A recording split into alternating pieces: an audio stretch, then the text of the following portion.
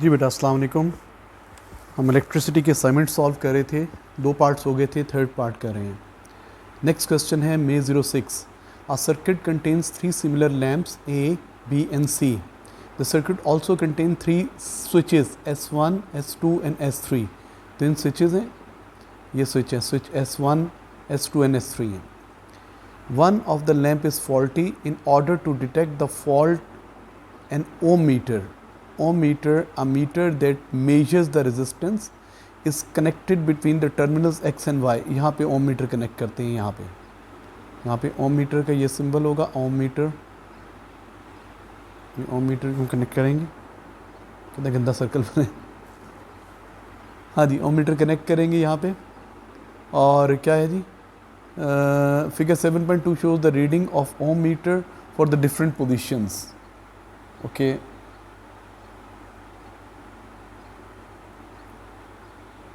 ये switches positions हैं।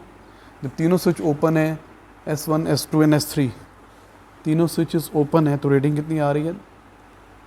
हाँ जी, तीनों S1, S2 एंड S3 तीनों ओपन है, तो रीडिंग आ रही है इन्फिनिट। ये S1 क्लोज है, ये ओपन है, तो reading and so on reading आ रही है। करना क्या है?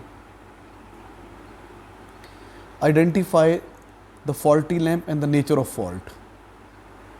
अच्छा जी, identify the faulty lamp and nature of fault. ठीक है। अच्छा जनाब, क्या करेंगे आप? सबसे पहले देखते हैं कि जब तीनों स्विच ओपन है, यहाँ पे ओम मीटर कनेक्टेड है। ओम मीटर यूँ कनेक्ट किया हुआ है आपने इसके क्रॉस।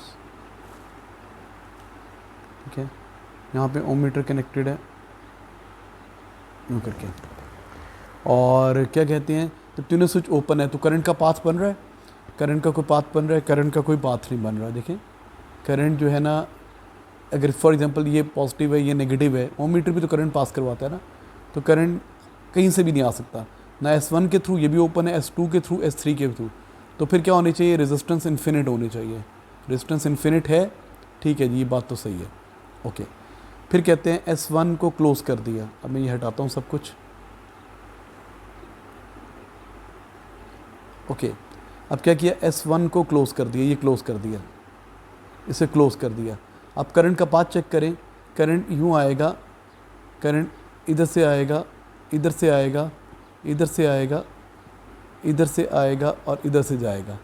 तो करंट यूँ जाएगा X to Y, यूँ करंट का पाथ, इसको ब्लू कर देता हूँ। करंट का ये पाथ बनेगा, बस करंट का ये पाथ बनेगा। और रास्ते में एक ही लैंप है, ए। तो ये जो रेजिस्टेंस आ रही है, ये ए लैंप की रेजिस्टेंस है, मतलब ए लैंप की रेजिस्टेंस है।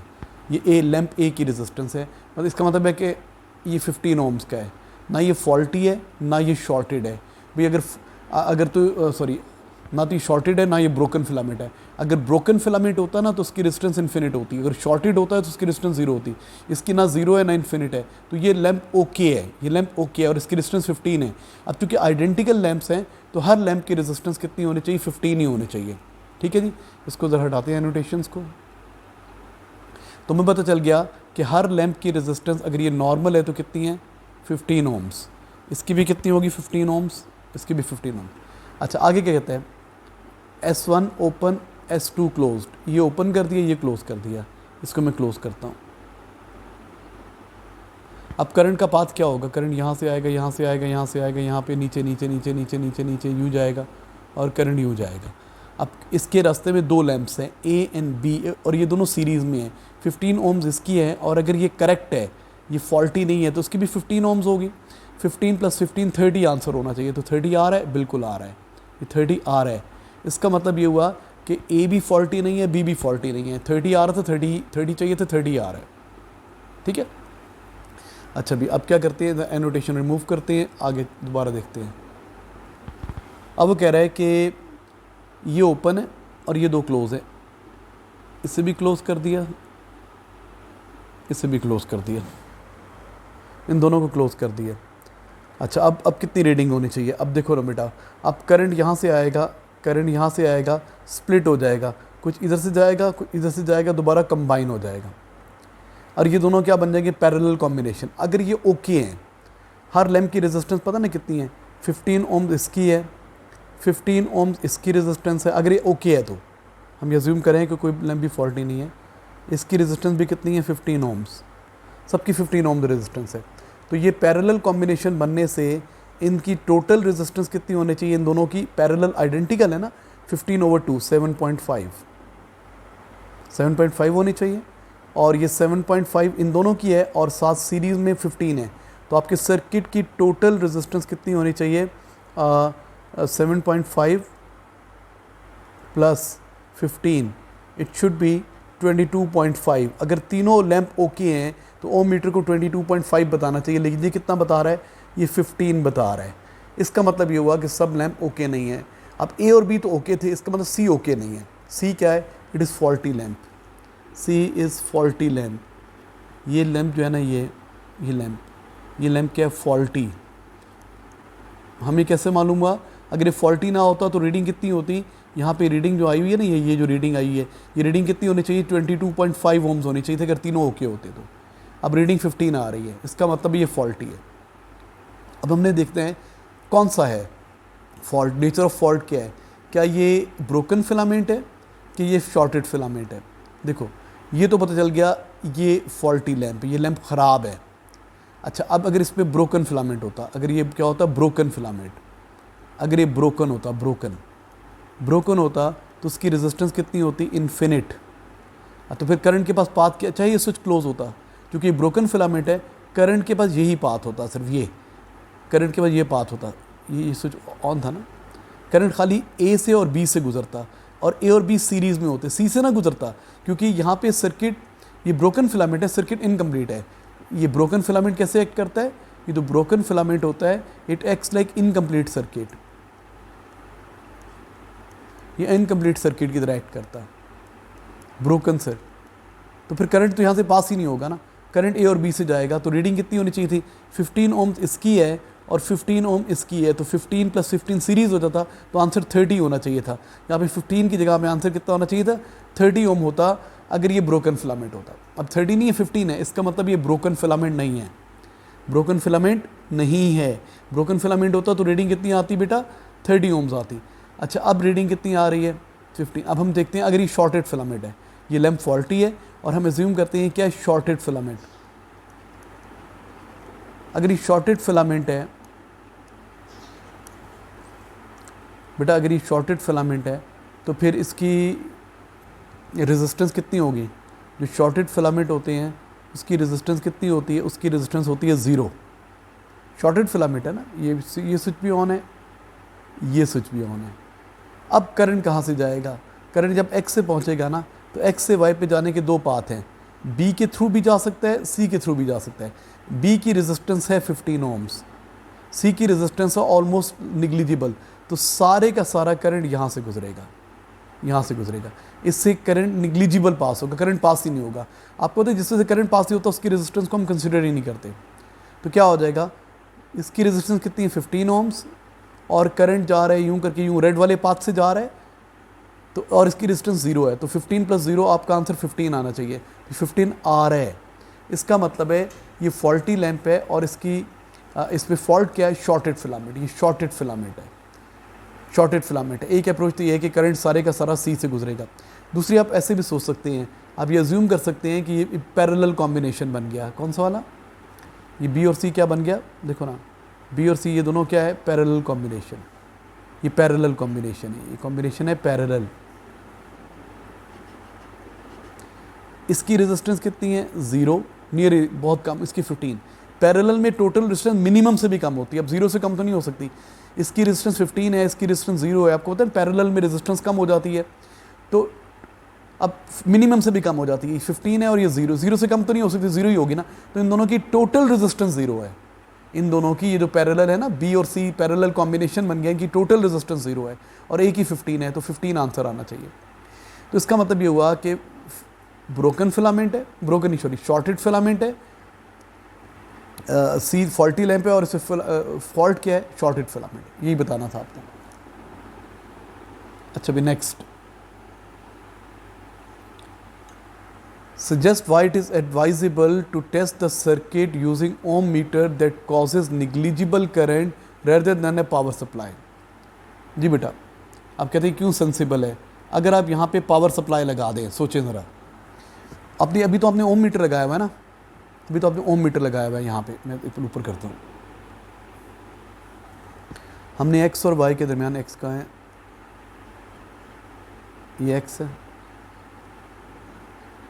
इनके दरमियान ओम मीटर लगाया हुआ है ना, तो ये ओके है। अगर आपने यहाँ पे पावर सप्लाई लगाई होती, पावर सप्लाई, सोचो पावर सप्लाई लगाई हो, ए शॉर्टेड हो, सपोज कर लो ए शॉर्टेड हो, अगर ये शॉर्टेड है सपोज, हमें तो नहीं पता कौन सा फॉल्ट है, तो और ये आप स्विच क्लोज कर दें तो क्या हो जाएगा, करंट यूँ आएगा, यूँ आएगा, यूँ आएगा, यूँ आएगा, यूँ आएगा, यूँ आएगा, यूँ आएगा, यूँ आ जाएगा, तो ये शॉर्ट सर्किट हो जाएगा ना, ये लैंप भी शॉर्टेड है, पॉजिटिव नेगेटिव डायरेक्ट टच हो जाएगा ना, ये शॉर्ट सर्किट हो जाएगा, ओवर हीटिंग हो जाएगी, आग लग सकती है। तो अगर हमने ये यूज़ किया हुआ ना, ये निग्लिजिबल करंट पास करवाता है, तो अगर ये शॉर्टेड भी होगा, अगर ए शॉर्टेड भी होगा और स्विच S1 को आप क्लोज कर देते हैं तो करंट निग्लिजिबल पास होगा, लेस हीटिंग इफेक्ट होगा। तो सेफ्टी के लिए हम क्या करते हैं, ओम मीटर यूज़ करते हैं जो निग्लिजिबल करंट पास करवाए। अच्छा, अब आगे कहता है determine the resistance of one of the non faulty lamp using by ohm metre.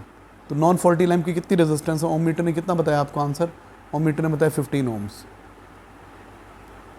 Each lamp is marked with 60 volt 2 ampere, calculate the resistance. अब रेजिस्टेंस कैलकुलेट करनी है, R is equal to V over I, operating resistance निकालनी है। B कितना है, 6 over 0.2, it gives 30 ohms. Bulb की resistance 30 ohms है, operating resistance. अच्छा, पावर बताना है, पावर, अब बल्ब की पावर बताना है। P इज इक्वल टू क्या होता है, VI, तो वोल्टेज कितनी है, 6 इंटू 0.2, तो आ जाएगा 1.2 वाट्स। अब comment your answer in B and C and D। अच्छा, C में आपने टोटल रेजिस्टेंस कितनी बताई थी, आपने बताई थी C पार्ट में, ये C है ना, C, ये C पार्ट था, C पार्ट में आपने बल्ब की रेजिस्टेंस कितनी बताई थी, ओम मीटर कितनी बता रहा है, 15 ओम्स। कैलकुलेशंस कितनी बता रही हैं, ये कैलकुलेशन बता रही हैं, ये कैलकुलेशन बता रही हैं 30 ओम्स, कैलकुलेशन बता रही हैं 30 ओम्स। तो कह रहे कमेंट करें, तो आप बोलेंगे कि जब ओम मीटर है ना तो बल्ब ऑन थोड़ी है, यहाँ तो बल्ब ऑफ है, जब बल्ब ऑफ है तो करंट कितना है, 0, टेम्परेचर कितना है, कम, तो रेजिस्टेंस कितनी है, कम। लेकिन ये यहाँ पे बल्ब क्या है, यहाँ पे बल्ब ऑन है, ऑन है तो करंट क्या है, ज़्यादा, टेम्परेचर क्या है, ज़्यादा, तो रेजिस्टेंस क्या है, ज़्यादा। ये बताना है आपने इसको, ठीक है जी, ऐसे करेंगे जी। नेक्स्ट क्वेश्चन देखिए, नवंबर 07, an electrical shower unit is to be fitted in a house. The shower is rated at 10.5 kilowatt 230 volt. The shower unit is connected to the 230 volt supply. The main supply by cable of length 16 meters as shown. ठीक है जी, cable है, इसकी length 16 metres है। Okay, क्या कहता है जनाब, हमें गिवन है 230 वोल्ट मेन सप्लाई गिवन है, और ये हीटिंग यूनिट गिवन है, शावर यूनिट गिवन है। Show that for the normal operation of the shower the current is approximately 46 ampere. Current निकालना है, तो आपको क्या गिवन है, पावर गिवन है और वोल्टेज गिवन है। तो P is equal to VI, power कितनी है, 10.5 किलो वाट है ना, इसको वाट में चेंज कर 1000 से मल्टीप्लाई करें, 10,500 230 इंटू I, 230 जाके डिवाइड हो जाएगा, तो करंट कितना आ जाएगा, ऑलमोस्ट इतना ही आ जाएगा, 46 एम्पियर। Current is 46 amperes. आगे कहते हैं the resistance of the two wires in a cable causes the potential difference across the shower to be reduced. अब वायर की भी रेजिस्टेंस है, जिसकी वजह से सारे के सारी 230 वोल्ट इसको नहीं मिल रही, इसको कम मिल रही है।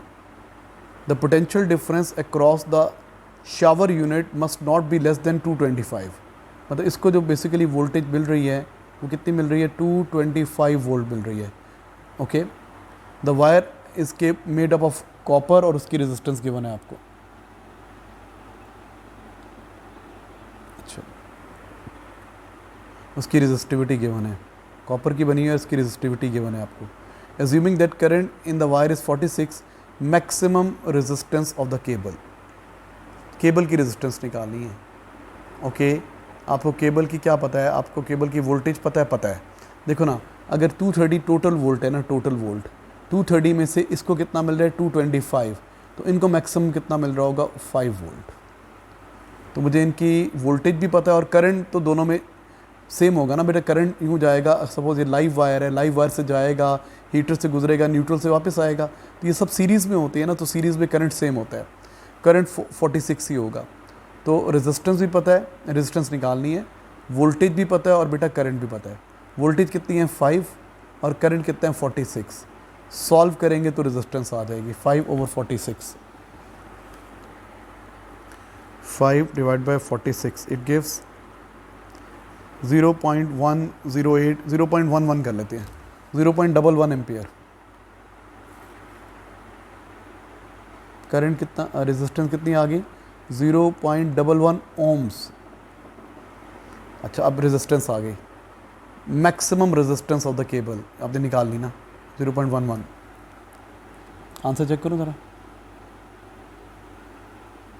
0.11 ही है।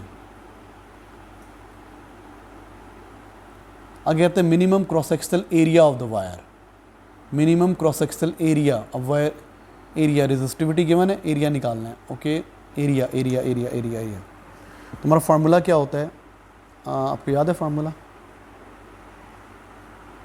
ओहो, ये क्या हो गया, अच्छा कुछ छोटा ही करो, डिफरेंट कलर से करता हूँ। हमें क्या निकालना है, एरिया निकालना है, रेजिस्टिविटी गिवन है, लेंथ गिवन है।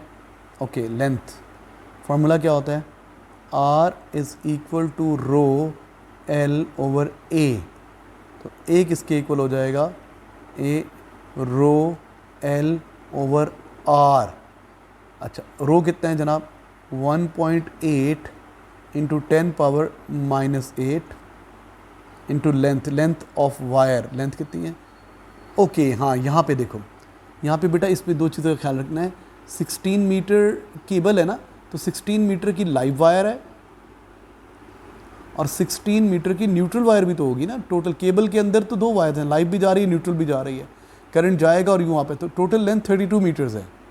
लेंथ कितनी है 32 मीटर्स डिवाइडेड बाय रेजिस्टेंस कितनी है 0.11, ये था 0.1086, वैसे ये आंसर यूज़ करते होते हैं पुराना, जो एक्चुअल आंसर होता है। तो सॉल्व करेंगे तो हमें एरिया आ जाएगा, वैल्यूज़ हैं सारी आपके पास, तो मिनिमम एरिया की वैल्यू आ जाएगी।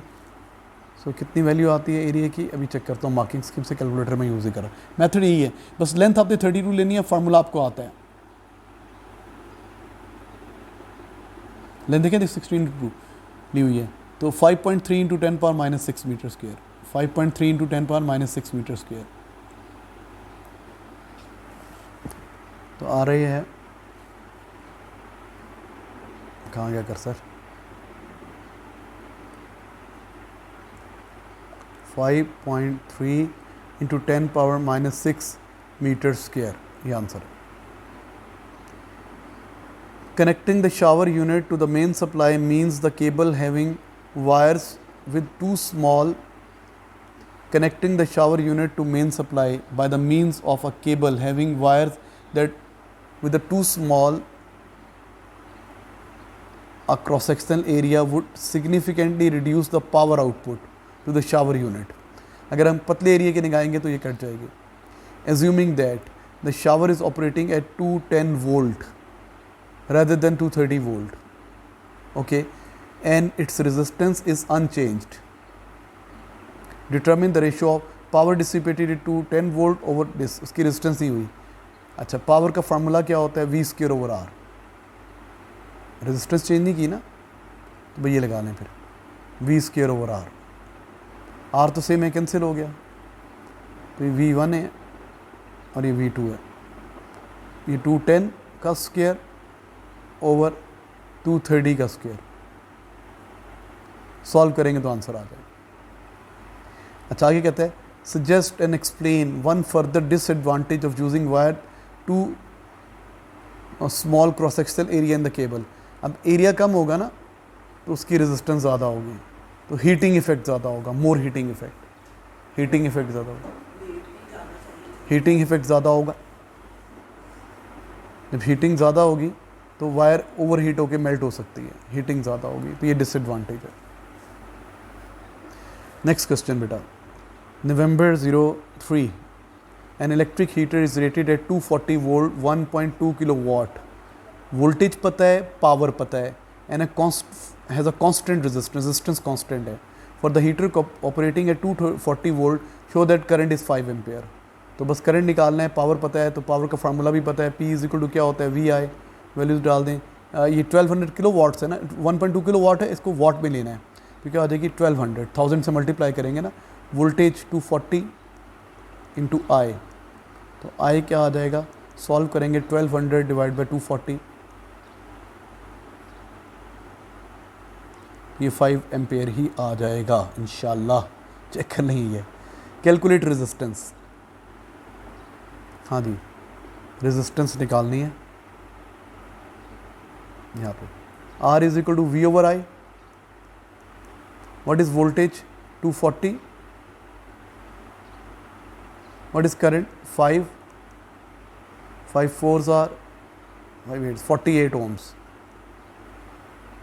48 ohms आ गए। The heater is connected in a main supply by using two long cable illustrated, दो लॉन्ग केबल से हीटर को अटैच किया हुआ है और केबल की टोटल डिस्टेंस 4 ohms है। ओके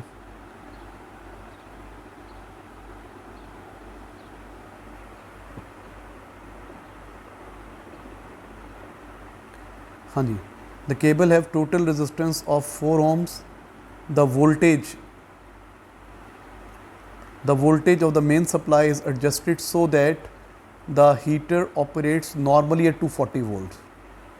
ओके वोल्टेज कैसे सप्लाई किया कि 240 वोल्ट पे अप्लाई करें हो ऑन।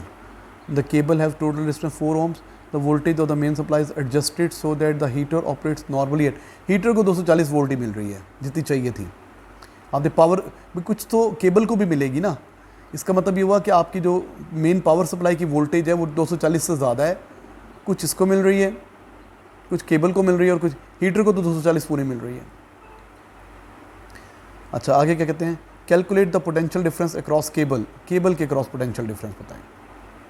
अच्छा भाई केबल के अक्रॉस पोटेंशियल डिफरेंस बताएं, V बताना है आपने, V इज इक्वल टू क्या होता है IR, करंट कितना पास हो रहा था सर्किट में 5 एम्पियर, रेजिस्टेंस कितनी है 4 ohms, तो 20 वोल्ट आ गई थी, इसको मिल रही है 20 वोल्ट, वायर्स को कितनी मिल रही है, वायर्स के अक्रॉस 20 वोल्ट मिल रही है।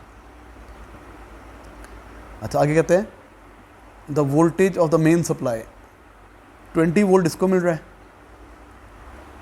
240 वोल्ट इसको मिल रहा है, तो टोटल कितना होगा, सीरीज में वोल्टेज डिवाइड होती है ना, ये होगी जी 260 वोल्ट की। The power dissipated in cable, cable में कितनी पावर डिसिपेट हो रही है, ओहो ये कहाँ चला गया, sorry,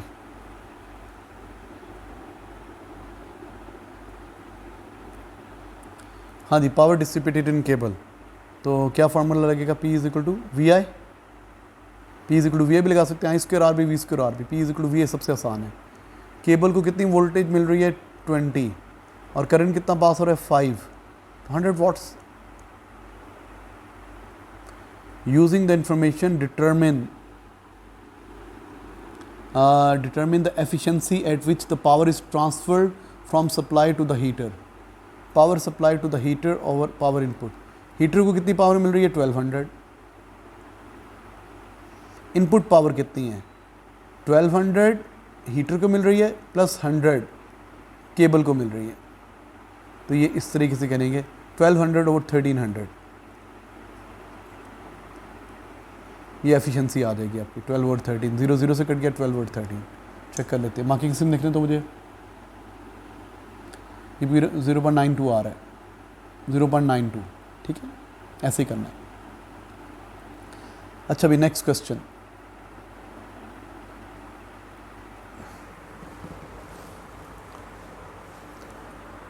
November 10 Variant 21.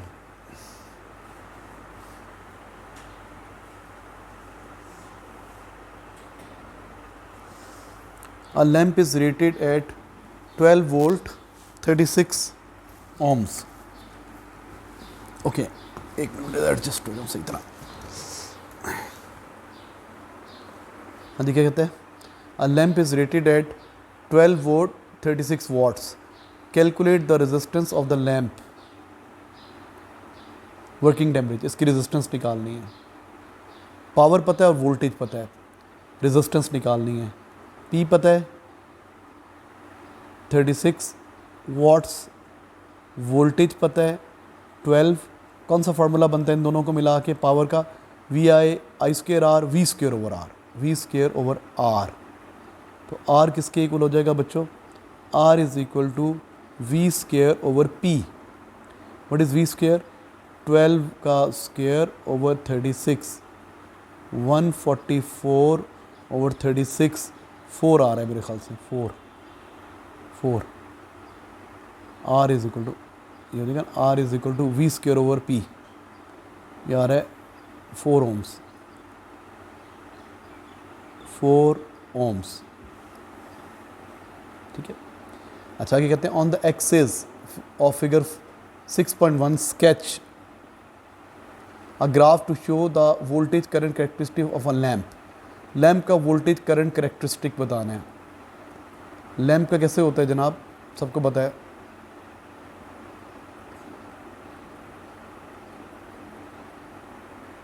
Four ohm पे 3 एम्पियर करंट है. ओमिक नॉन ओमिक कर्व बनता है ना. Sketch a graph. Okay, volt values लेके करना है सॉल्व. 3 मार्क्स हैं. 12 वोल्ट पे हमें पता है कितना करंट होगा. P is equal to V I, 3 ampere. P is equal to V I लगाओ ना, तो 36 ओवर ये हो जाएगा ना, 36 है और ये 12 है और I 3 एम्पियर करंट है. अच्छा, 1 2 3 4 5 6, हाँ इसको कर लो. ये 3 एम्पियर है, ये 2 एम्पियर है, ये 1 एम्पियर है, ये 0 है. अच्छा, अब ये यहाँ पे जाएगा 12 पे ये है.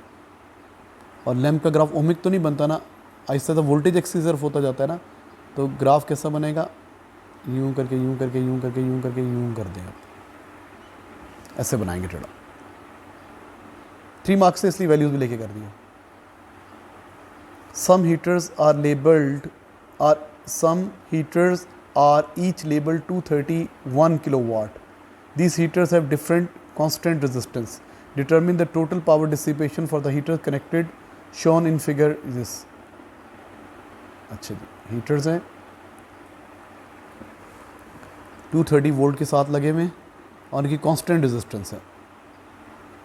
Determine the total power dissipation निकालनी है. अच्छा, भी सी पैरेलल है ना, तो इसको भी 230 वोल्ट पूरी मिलेगी, करंट भी पूरा पास होगा तो पावर भी पूरी मिलेगी. 1 किलोवाट इसको पावर मिलेगी और इसको भी 230 वोल्ट पूरी मिलेगी, तो उसको भी 1 किलोवाट पूरी पावर होगी. तो टोटल कितनी हो जाएगी आउटपुट पावर? 2 किलोवाट्स. किलोवाट लिखा हुआ, खाली 2 लिखेंगे, 2.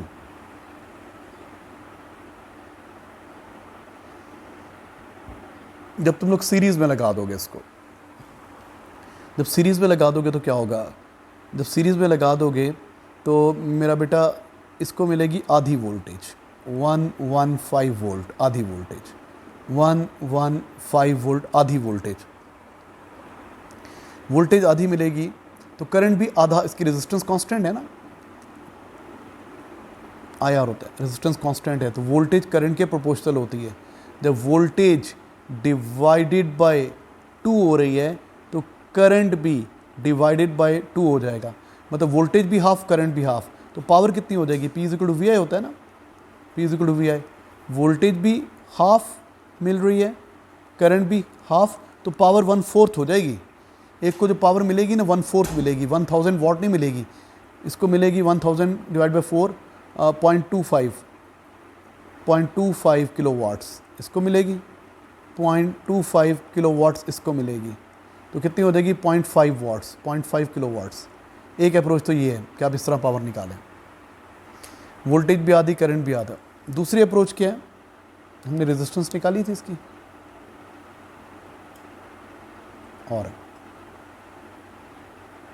निकाल लेते हैं।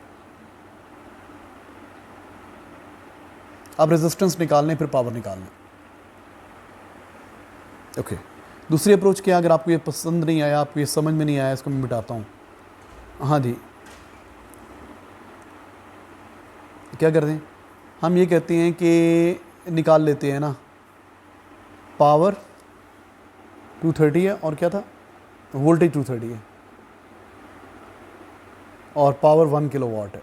ओके, एक हीटर की रेजिस्टेंस निकाल रहा हूँ, मुझे इसकी पावर पता है, पावर है जी 1000 वाट्स, किलो वाट्स है ना, 1000 वाट्स, और वोल्टेज कितनी है 230। तो हम इसकी रेजिस्टेंस निकाल सकते हैं ना, P is equal to V square over R लगा के रेजिस्टेंस निकाल लो। R is equal to V square over P, V square 230 square over 1000, मिलेगा 230 इंटू 230 ओवर 1000, ये 2 ज़ीरोस कट गए। अच्छा भाई, 23 इंटू 23 स्क्वेयर ओवर 10,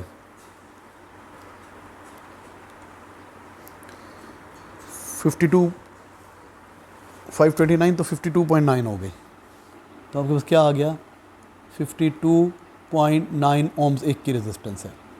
अब देखो बेटा, 52.9 ओम इसकी रेजिस्टेंस है, 52.9 ओम इसकी रेजिस्टेंस है, तो आपकी टोटल रेजिस्टेंस आ जाएगी, सीरीज़ में है ना, टोटल रेजिस्टेंस कितनी हो जाएगी 52.9 इंटू 2, तो कितनी हो जाएगी 105.8, चेक करने दो। हाँ जी, 105.8 ओम्स, 105.8 ओम्स। अब पावर निकाल लें यहाँ पे। अब पावर का फार्मूला आपको आता है, बिल्कुल आता है, पावर का फार्मूला हमें आता है जनाब, P is equal to V square over R, P is equal to V square 230 का स्क्वेयर ओवर R कितना है जनाब 105.8। सॉल्व करते हैं इसको, 230 का square divided by 105.8, it gives 500 watts. Answer कितना आ रहा है बेटा 500 वाट्स, कितने कर सकते, ये है 500 वाट्स, तो कितने हो गया 0.5 किलो वाट्स। एक तो ये अप्रोच है। अब रेजिस्टेंस निकाल लें, टोटल रेजिस्टेंस निकाल लें तो टोटल पावर आ जाएगी। दूसरी अप्रोच क्या थी, दूसरी अप्रोच ये थी कि हमें पता है कि सीरीज़ में वोल्टेज भी कितनी मिलेगी, 115 वोल्ट इसको मिलेगी, इसको भी 115 वोल्ट मिलेगी। जब वोल्टेज आधी मिलेगी, रेजिस्टेंस कांस्टेंट, तो करंट भी आधा हो जाएगा, तो पावर 1/4 मिलेगी। तो उसको 1/4 पावर, मतलब 1000 वाट का 1/4 कितना, 250 वाट्स इसको मिलेगी, 250 वाट्स इसको मिलेगी, टोटल कितनी मिलेगी 500। ऐसे भी कर सकते हैं। नेक्स्ट, अब हम वो रेजिस्टेंस वाला मेथड करते हैं। इसकी रेजिस्टेंस कितनी आई है जी 52.9, इसकी रेजिस्टेंस भी कितनी है 52.9, और इसकी रेजिस्टेंस भी कितनी है 52.9। पहले अब टोटल रेजिस्टेंस, ये दोनों पैरेलल बन गए, 52.9 डिवाइड बाई 2 प्लस 52.9। अब सर्किट की टोटल रेजिस्टेंस निकालनी, 52.9 डिवाइड बाई 2, 26.45। इन दोनों की टोटल रेजिस्टेंस आ गई 26.45। अच्छा, इसकी रेजिस्टेंस कितनी, अब ये दोनों आपस में क्या है, सीरीज़ में है, सीरीज़ में ऐड कर दो, 52.9 प्लस 26.45,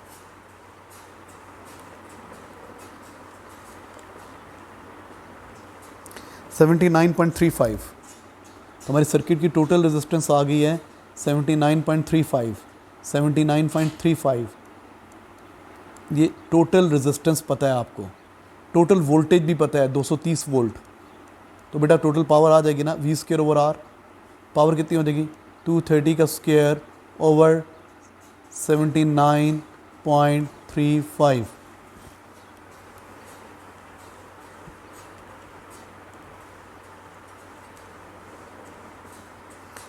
$667 वाट्स, यार है 667 वाट्स।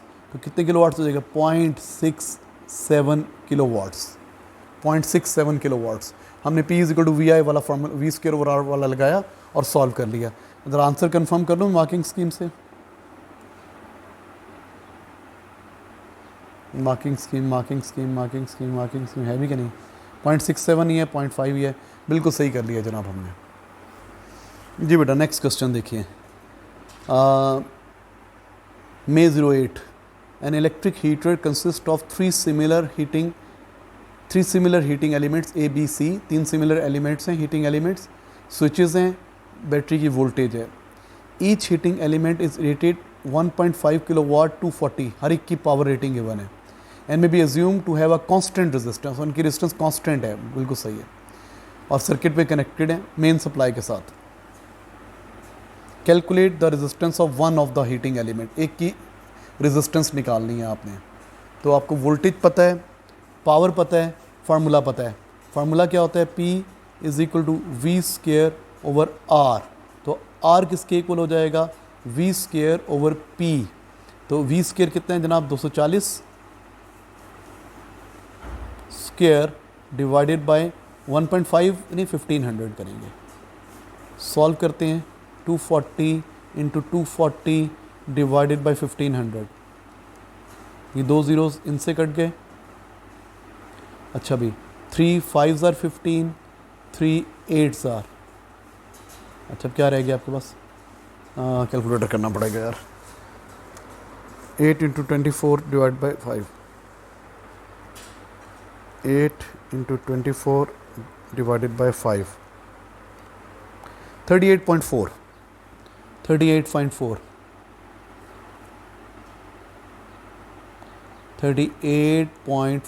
ओम्स। तो आंसर आ गया 38.4 ओम्स, ठीक है जी, एक की रेजिस्टेंस और कांस्टेंट है। The switches S1, S2, S3 में बी ईदर ओपन और क्लोज्ड, कंप्लीट फिगर 6.2। अच्छा आंसर देनी है कि क्या क्या होगा, ठीक है जनाब। अब आपने बेट बतानी है जी, टोटल पावर बतानी है कि सप्लाई कितनी टोटल पावर दे रही है किलोवाट्स में। ओपन क्लोज्ड, S1 ओपन है, S1 ओपन है तो करंट पास ही नहीं होगा, मेन स्विच है ना। जब करंट पास ही नहीं होगा तो सारी वैसे करंट ABC में करंट ज़ीरो होगा तो पावर कितनी होगी, ज़ीरो मिलेगी, नो करंट विल फ्लो। अच्छा S1 क्लोज है, S2 क्लोज है और S3 ओपन है, क्लोज कर दें। S1 क्लोज है, S1 क्लोज है और कौन है, S2 क्लोज्ड है, ये क्लोज्ड है और S3 ओपन है।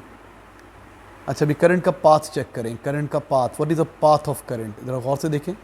करंट यहाँ से आएगा यूँ, यहाँ पे जिस पे से करंट गुजरेगा उसको पावर मिलेगी। ओके अब करंट के बाद दो चॉइस है A से B तक जाने के, रेजिस्टर के थ्रू जाए कि वायर के थ्रू जाए, तो ऑब्वियसली वायर के थ्रू जाएगा, करंट यूँ जाएगा, करंट यूँ जाएगा, यूँ करंट यूँ जाएगा।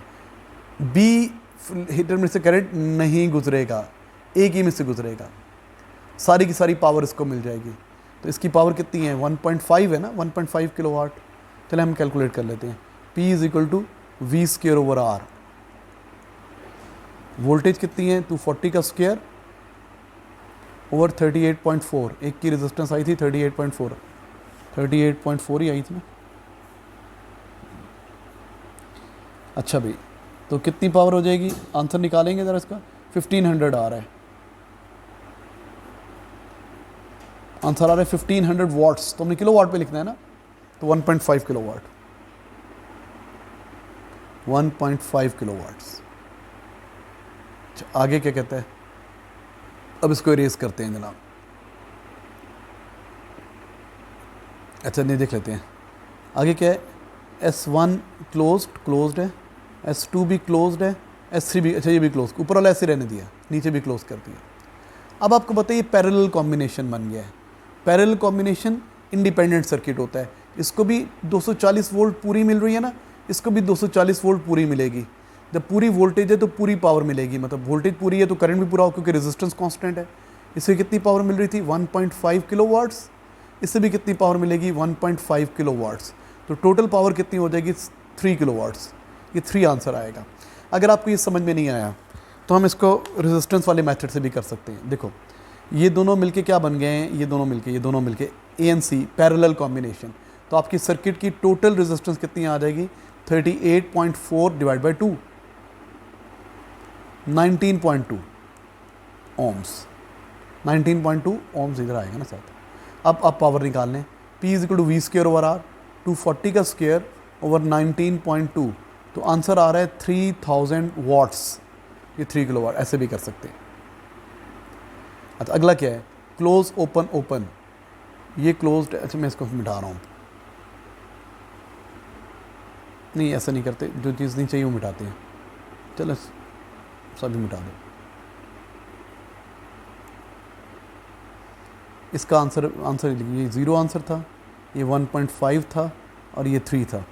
अब क्या है, S1 तो क्लोज़ है, ये दोनों ओपन है।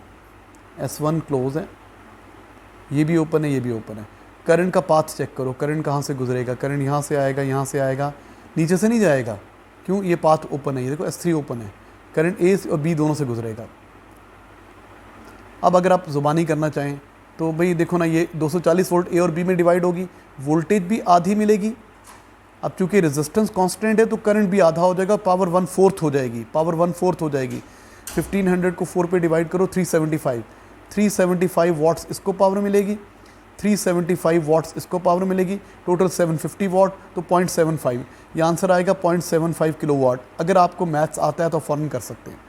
क्या नहीं सर नहीं आता तो छोड़ें, फिर हम ऐसे नहीं करते, नहीं आता तो ना सही, हम ऐसे करते ही नहीं हैं। हम क्या करते हैं, करंट का पाथ तो पता है आपको, करंट का पाथ पता है आपको, इस पे से गुजर, इसकी रेजिस्टेंस कितनी है 38.4 ओम्स, इसकी रेजिस्टेंस कितनी है 38.4 ओम्स। अब ये दोनों सीरीज़ है, ये दोनों क्या है सीरीज़, ये सीरीज़ कॉम्बिनेशन है, सीरीज़ कॉम्बिनेशन है। तो टोटल रेजिस्टेंस ऐड हो जाएगी 38.4 मल्टीप्लाई बाई 2 तो हो जाएगी 76.8 ओम्स टोटल रेजिस्टेंस आ गई। अब पावर निकाल लें, V square over R, total voltage 240 का स्क्वायर ओवर क्या 240 स्क्वायर ओवर 76.8, 750 आना चाहिए, मैं कैलकुलेटर पे चेक कर रहा हूँ।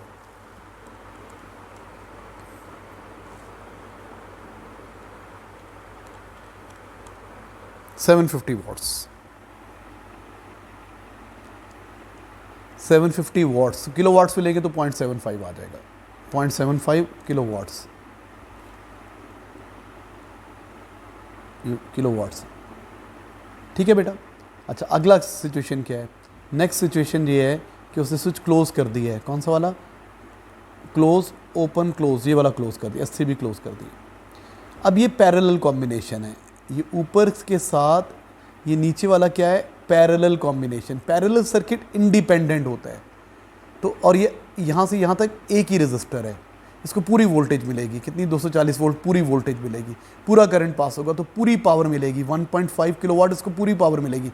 उनको जो मिल रही थी ना 750 पुराने पे, उतनी मिलती रहेगी, 750 मतलब 0.75 किलोवाट इनको मिलती रहेगी, नीचे को 1.5 मिलेगी, इनको ऐड कर लें, 1.5 प्लस ये हो जाएगी 2.25, एक अप्रोच। नहीं समझ में आया तो टोटल रेजिस्टेंस निकाल के टोटल पावर निकाल लेते हैं। अभी मैं एनोटेशन सम रिमूव करता हूँ। देखो हम क्या करते हैं जनाब, ऐसे समझ में नहीं आता जनाब, हमें पता है ये स्विच ओपन, ये क्लोज़ है और ये क्लोज़ है। करंट का पाथ क्या है, ए बी ब्रांच से गुजरेगा करंट, वोल्टेज डिवाइड होकर गुजरेगी, और सी डी ब्रांच से गुजरेगा, ये दोनों ब्रांचेस पैरेलल हैं। इसकी रेजिस्टेंस कितनी है 38.4, इसकी रेजिस्टेंस कितनी है 38.4 और इसकी रेजिस्टेंस कितनी है 38.4। पहले इन दोनों को सॉल्व करें, इनकी रेजिस्टेंस सीरीज़ है ना, तो इनकी टोटल रेजिस्टेंस हो जाएगी 76.8 सीरीज़। अब पैरेलल कॉम्बिनेशन बन गया 76.8, ए बी ब्रांच की रेजिस्टेंस और सी डी की कितनी है 38.4, ये पैरेलल कॉम्बिनेशन बन गया 76.8 मल्टीप्लाई बाय प्रोडक्ट ओवर सम,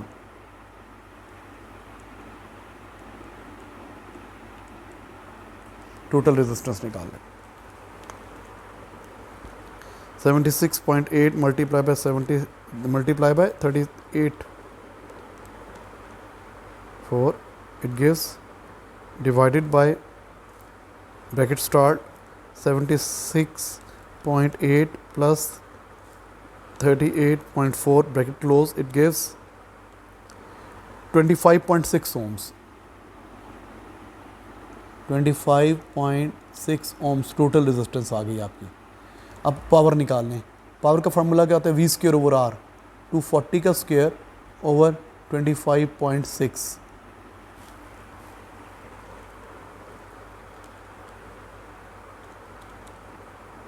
2250 हमारा आंसर आ रहा है 2250 वाट्स। किलो वाट्स में लेंगे तो कितना हो जाएगा 2.25, तो आंसर आ जाएगा 2.25 किलो वाट्स। ऊपर लिखा दोबारा लिखने की जरूरत है। ठीक है जनाब, ओके जी, next question.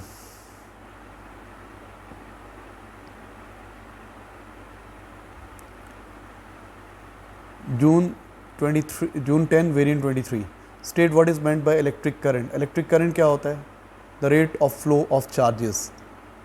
Define electric potential difference. Potential difference क्या होता है, इलेक्ट्रिक पोटेंशियल डिफरेंस क्या होता है, the change in energy per unit charge between 2 points, या it is electrical energy converted into non electrical per unit charge between 2 points. Definition आनी चाहिए। अच्छा, आपको current voltage current graph given है, दो कंपोनेंट्स का, करंट वाई एक्सिस पे है, एक्स एक्सिस पे वोल्टेज है, ग्राफ गिवन है, रेजिस्टर आर है और कंपोनेंट वाई है। Figure 6.1 use figure 6.1 to explain how it can be deduce that R has constant resistance of 20 ohms, the gradient is constant therefore resistance is constant, और उसकी value निकालने आप किसी भी पॉइंट पे, इसकी रेजिस्टेंस 20 ohm फाइंड आउट करके बता दें। R is equal to V और आई फार्मूला लगाएं, तो कर देते हैं। हाँ जी, R is equal to voltage की वैल्यू ओवर करंट की वैल्यू। ये ले लेते हैं, ये आखिरी पॉइंट ही ले लेते हैं आखिरी। वोल्टेज की वैल्यू 10 है, करंट की वैल्यू 0.5 है, 10 ओवर 0.5 यार है 20 ohms। तो कहीं भी हम चेक कर लें वैल्यू सेम आ रही है, क्योंकि line straight line passing through region है, ग्रेडियंट कांस्टेंट है तो रेजिस्टेंस कांस्टेंट है। The component Y and R are connected in parallel, उनको पैरेलल जोड़ दिया। Okay, the battery has EMF E and negligible internal resistance is connected across parallel. Use data from figure 6.1 to determine the EMF, the current in the battery for EMF 6 volt. जब ये 6 volt दे रहा है, इसमें कितना current pass हो रहा है, इसमें कितना करंट पास हो रहा है, तो आपको पता है बैटरी का जो करंट होता है वो टोटल करंट होता है। तो इस ब्रांच में करंट अगर जा रहा है ना I1,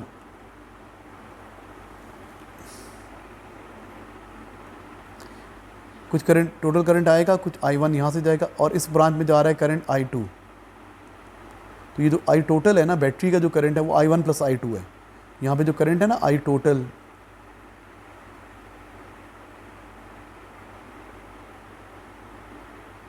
इसके इक्वल है I1 प्लस I2।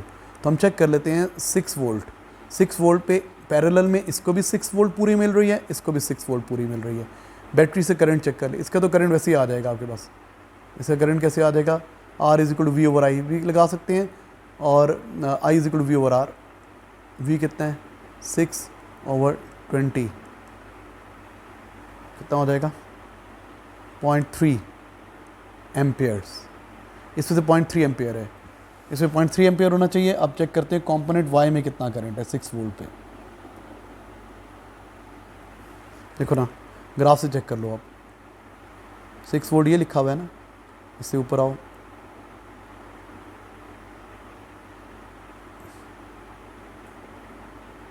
लाइन का स्नेक बन रहा है, लाइन तो बन रही है।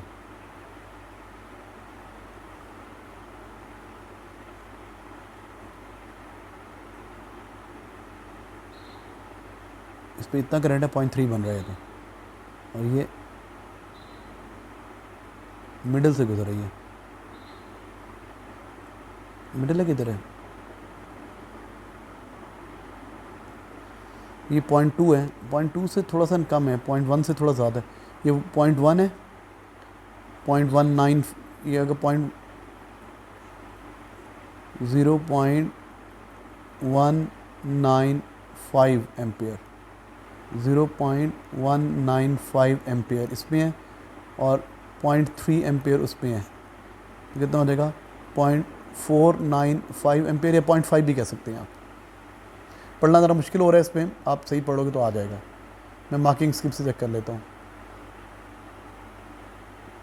0.5 ही है।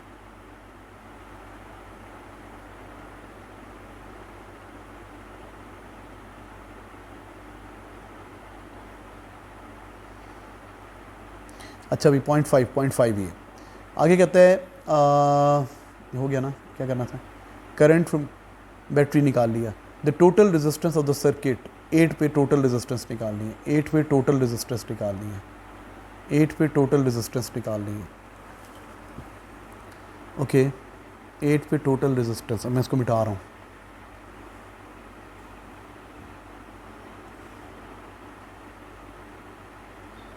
एट वोल्ट दे रहे हैं, इसकी रेजिस्टेंस जो 20 है ना, पैरेलल कॉम्बिनेशन। 8 पे चेक कर लेते हैं इसकी रेजिस्टेंस कितनी है, पहले इसकी रेजिस्टेंस निकालते हैं। R is equal to V over I. 8 पे इस पर करंट कितना पास हो रहा है सर्किट से पता चलेगा। 8 पे कितना करंट पास हो रहा है इसमें,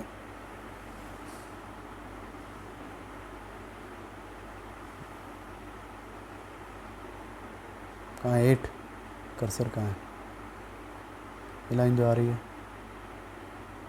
ये लाइन जो आ रही है, ये लाइन जो आ रही है, और कहाँ पे होती, ये लाइन है ना, ये लाइन है और ये लाइन है। 8 पे तो कट कर रही हैं ये दोनों। 0.4, 8 पे दोनों की रेजिस्टेंस सेम है, 0.4 एम्पेयर करंट इसका, दोनों का सेम करंट है। इसको भी 8 वोल्ट मिल रहा है, इससे भी 8 वोल्ट मिल रहा है। 0.4 एम्पेयर इस पे से करंट पास हो रहा है, 0.4 एम्पेयर इस पे से करंट पास हो रहा है। तो बैटरी का करंट कितना हो जाएगा, द टोटल रेजिस्टेंस बतानी है। ओके इसकी 8/0.4 20 ओम्स, इसकी रेजिस्टेंस 20, इसकी भी 20, दोनों की 20, तो आर टोटल पैरेलल कॉम्बिनेशन है ना 20/2। भाई ये भी 20 ओम का रेजिस्टर है और इसकी भी 20 ओम्स है, दोनों की रेजिस्टेंस सेम है क्योंकि सेम पॉइंट पे कट कर रहे हैं। वीआई ग्राफ सेम पॉइंट पे कट कर रहे हो तो रेजिस्टेंस सेम होती है 10 ओम्स। इंटरसेक्टिंग पॉइंट पे वी और आई की वैल्यू सेम होती है तो रेजिस्टेंस सेम होती है। The circuit is now rearranged, अब सीरीज में जोड़ दिया। अच्छा जी, अब सर्किट को रीअरेंज किया। The current in the circuit is 0.2 Ampere's. अब करंट कितना है, 0.2 एम्पेयर है, दोनों में करंट है। इस पे से भी 0.2 है, इस पे से भी 0.2 है। अब ईएमएफ निकालना है। ओके अब हम चेक करेंगे ईएमएफ किसके इक्वल है, बैटरी का ईएमएफ, इसकी वोल्टेज अक्रॉस वाई और वोल्टेज अक्रॉस आर, इन दोनों की वोल्टेज को प्लस करेंगे तो बैटरी के ईएमएफ आ जाएगा। तो हम चेक कर लेते हैं 0.2 एम्पेयर पे कितनी वोल्टेज मिल रही है वाई को और कितनी मिल रही है आर को। वाई को 0.2 एम्पेयर पे कितनी वोल्टेज मिल रही है, 0.2 एम्पेयर ये है, 0.2 पे कितनी मिल रही है 4, इससे मिल रही है 4 वोल्ट, और 0.2 पे इस दूसरे को कितनी मिल रही है 6 वोल्ट, इसको मिल रही है 6 वोल्ट, एक को 4 वोल्ट एक को 6 वोल्ट। हाँ जी, इससे मिली थी 4 वोल्ट, इससे मिली 6 वोल्ट, तो क्या हो जाएगी ये 10 वोल्ट हो जाएगी। Calculate the total power in component Y and R. Total power बतानी है आपने, टोटल पावर आपने बतानी है। टोटल वोल्टेज पता है और टोटल वो भी पता है, करंट भी पता है, बस हो जाएगा फिर तो। टोटल पावर बतानी है, P is equal to V I. Voltage कितनी आई 10, करंट कितना है 0.2, तो ये 2 वाट्स, 2 वाट्स। चेक करने दो मार्किंग स्कीम से, सही किया हमने।